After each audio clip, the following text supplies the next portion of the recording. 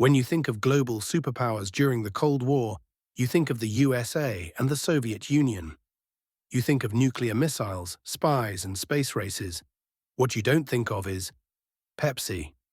But for a brief moment in 1989, Pepsi wasn't just a soda company. They were a military powerhouse.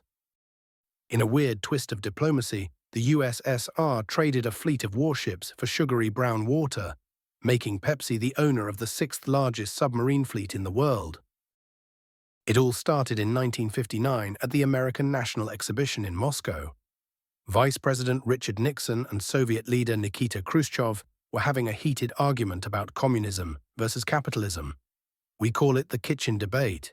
To cool things down, an executive from Pepsi walked up and handed Khrushchev a cup of Pepsi. Khrushchev took a sip, and his brain basically short-circuited.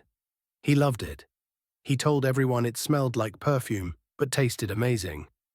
Suddenly, every Soviet citizen wanted a taste of the capitalist water. The problem? The Soviet ruble was worthless outside the USSR.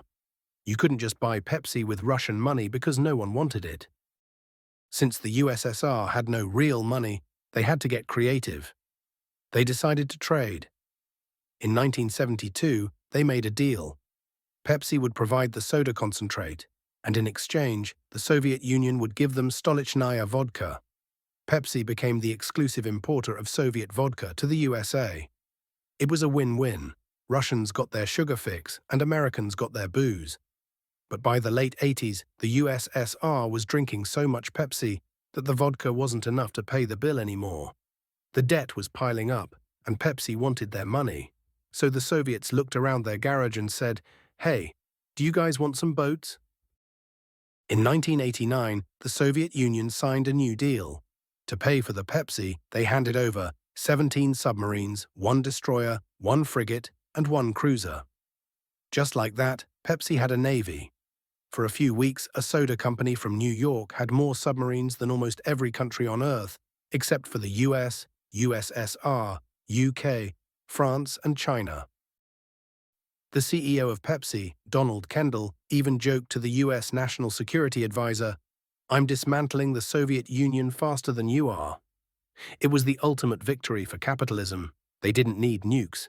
They just needed high-fructose corn syrup. So, did Pepsi start a war with Coca-Cola? Did they invade a small island to grow sugar? Sadly, no. Pepsi wasn't interested in world domination, at least not with torpedoes. The ships were old and rusty. So Pepsi did what any smart business would do.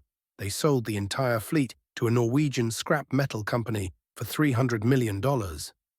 They turned those machines of war into, well, probably recycled forks and car parts. But the legend remains. The time a soda company became a global military power just because Russia had a sweet tooth.